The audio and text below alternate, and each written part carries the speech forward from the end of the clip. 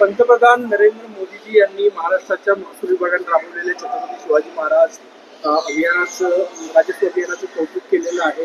काय सांगितलं? महाराष्ट्रामध्ये 17 सप्टेंबर 2025 ला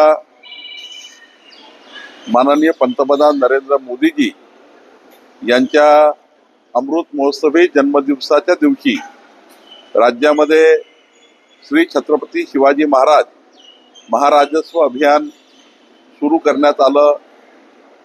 2 ऑक्टोबर 2025 पर्यंत म्हणजे महात्मा गांधीजी यांच्या जयंतीपर्यंत हे अभियान चालणार आहे.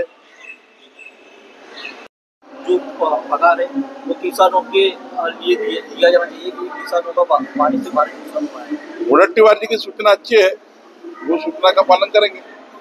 राहुल गांधी जी ने गुजरात मॉडल पर कहा है कि दलितों गरीबों के घर बुलडोजर से गिराए जा रहे हैं. हाँ, राहुल गांधी ने गुजरात मॉडल पर कहा है कि दलितों गरीबों के घर बुलडोजर से गिराए जा रहे हैं और पूंजीपतियों को जमीन मुफ्त में दी जा रही है. मुझे नहीं मालूम उसने क्यों कहा, कौन से संदर्भ में कहा, वो गुजरात में क्या किया उसने मुझे नहीं मालूम. महाराष्ट्र में बता सकते. आरक्षणासंदर्भात एक महत्त्वाचं विधान सुप्रिया सुळेनंतर अजित पवारांचा निकष रद्द करण्यात यावे, अतिवृष्टी असेल किंवा इतर जे निकष स्थानिक आपत्ती हे ऍड करण्यात यावं. सर्वपक्षीय आमदार या संदर्भामध्ये आक्रमक आहे. तुम्ही समाधानी आहात का? सध्या निकष आहे पीक विम्याचे नाही, जे काही निकष आहे ते त्या परिस्थितीनुसार लावले जातात. आता राज्यावर वेगळी परिस्थिती आहे, त्यामुळे वेगळे निकष लावण्याची मागणी सर्व लोकप्रतिनिधींकडून आली आहे. त्यावर योग्य विचार करू.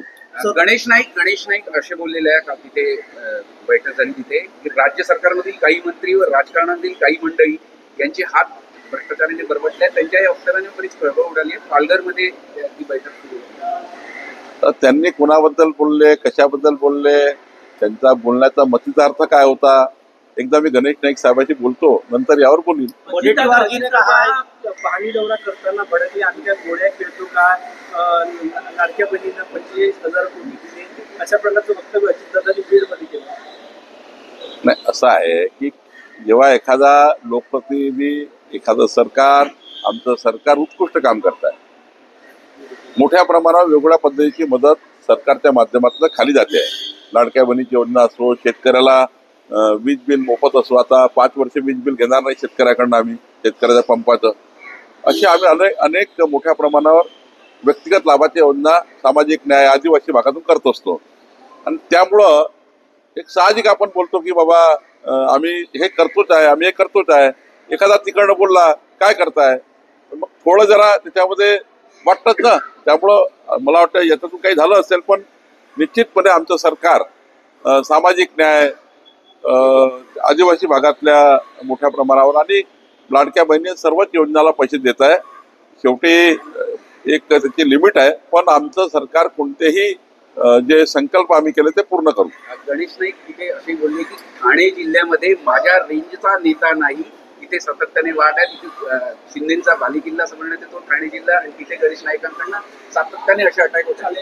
नाही, गणेश नाईक साहेब एक आपल्या जिल्ह्यातील, आपल्या महाराष्ट्रातील एक जबाबदार नेते आहे. ते मी आधीच सांगितलं, गणेश नाईक जे काही बोलले त्या कोणत्या संदर्भाने बोलले हे मला बघावं लागेल. आदिवासींच्या जमिनी भाडेतत्त्वावर देण्याचा उल्लेख झाला होता, त्यावर काँग्रेसने टीका केलेली आहे की त्यांच्या जमिनी हडपण्यासाठी हा डाव आहे.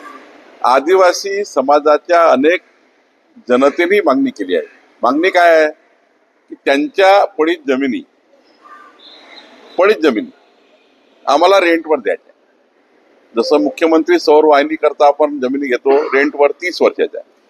उद्या जर महाराष्ट्राचा एखादा सौर वाहिनीचा प्रकल्प आला, पडीत जमीन 50,000 रुपये एकरी 30 वर्षाकरता.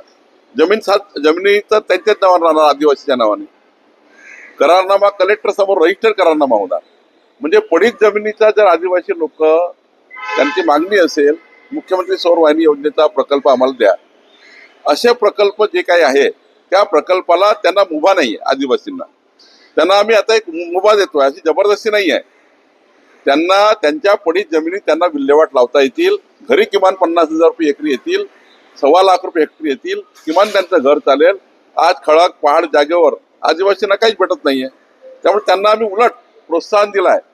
आणि दुसरं एखाद्या आदिवासी समाजाच्या शेतीमध्ये काही गौण खनिज असेल, गौण खनिज काढायचं असेल आणि त्यांनी कोणासोबत जर एखादा क्रशर लावला, एखादा व्यवसाय तयार केला, तर त्याचे स्वामित्वाची रक्कम किंवा गौण खनिजाची रक्कम त्या आदिवासीला मिळणार आहे. त्यामुळं आदिवासी समाजाला आर्थिक मजबूत करण्याकरता आणि जमीन आदिवासीची राहणार आहे. 7-12 विक्री केला 7-12 बदलतो. उलट आदिवासीला जमीन विक्री करणं परवडत नाही, कारण जमीन त्याच्या घरातून जातं, इथं तर त्यालाच राहणार आहे. आणि त्यामुळं आदिवासी जनतेला प्रोटेक्शन करण्याकरता हा कायदा आहे. आदिवासींचा 7-12 कुठेही आदिवासीच्या नावानं राहणार आहे. कोणत्याही उद्योजकाला मदत होणार नाही. आदिवासी समाज मजबूत करण्याकरता घेतलेला निर्णय आहे. मला जर कुणी ज्यांनी विरोध केला आहे त्यांनी जर पत्र दिलं की अजून काही शासन निर्णय झाला नाही, पण ज्यांनी जर समजून सांगितलं की आदिवासीचं हित कशात आहे त्यांचे ऐकून घेऊ.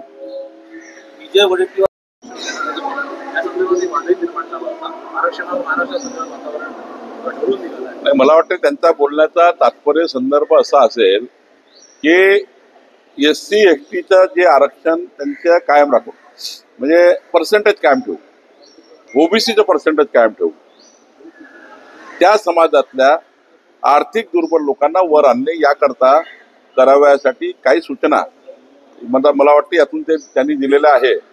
म्हणजे एक पर्सेंटेज ऑफ SCचं सारखंच राहील, STचं सारखं ते कमी नाही होणार, पण त्या समाजातलं त्या लोकांचं आरक्षण हे जे गरीब आहे, जे आर्थिक दुर्बल आहे त्यांना मिळावं अशी भावना मला वाटतं त्यांच्या बोलण्यातनं आहे.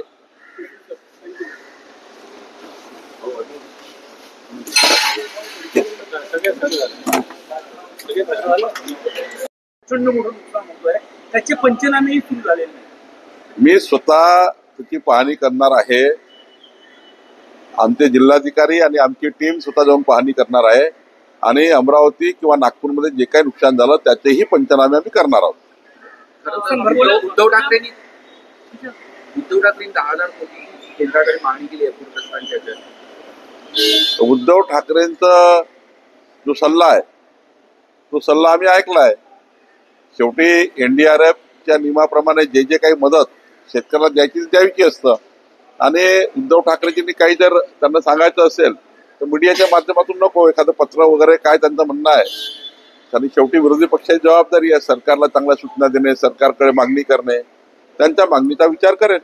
अकोला तालुक्यामधील पळसोबडे मंडळ आहे महसूल विभागात, तिथले महसूल मंडळ अधिकारी जे आहेत त्यांनी त्यांच्या शेतात बांध बांधलं आणि वरचे जवळपास 300 शेतकऱ्यांच्या शेतामध्ये आज चिखल आणि पूर सदरची स्थिती आहे. मंडळ अधिकारी ऐकायला तयार नाही आणि त्यांच्या मंडळ अधिकाऱ्याच्या हेकेखोरपणामुळे शेतकऱ्यांचं नुकसान. सकाळी ABP माझावर ही बातमी मी पाहिली.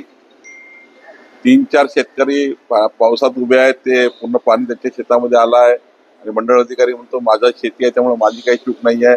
ते बघितलं आहे, पण मी स्वतः डिव्हिजनल कमिशनरला त्या ठिकाणी चौकशी करायला लावणार आहे. आत्ताच चौकशी करायला लागणार आहे, कारण मी येता ती बातमी बघितली. पण मंडळ अधिकाऱ्यांनी 300 शेतकऱ्याचं जर नुकसान केलं आहे, मंडळ अधिकाऱ्याच्या हेकेखोरपणामुळे झालं असेल तर निश्चितपणे हा फार मोठा गुन्हा आहे. यावर फौजदारी कारवाई झाली पाहिजे आणि संपूर्ण अशा बेजबाबदार अधिकाऱ्यांना किंवा कर्मचाऱ्यांना आमच्या खात्यामध्ये त्या ठिकाणी कुठलाही वाव नाही, याच्यावर कारवाई नक्की होईल. केंद्र सरकारकडे काही प्रस्ताव पाठवला जाणार आहे अतिरिक्त मदत मिळावी म्हणून या रोजच्या रोजच नुकसानचा आकडा केंद्र सरकारकडे जातोच. केंद्र सरकारकडे आम्ही ते पाठवतोच. केंद्र सरकार मग एक भूमिका घेतं की राज्याचं नुकसान किती झालं याच्यावर केंद्रही त्या ठिकाणी मदत करतं. पण आमचा रिपोर्ट रोजचाच केंद्राला जातोय. राहुल गांधी ने कहा है कि मॉडल पर गरीब तो गरीब पीक विमा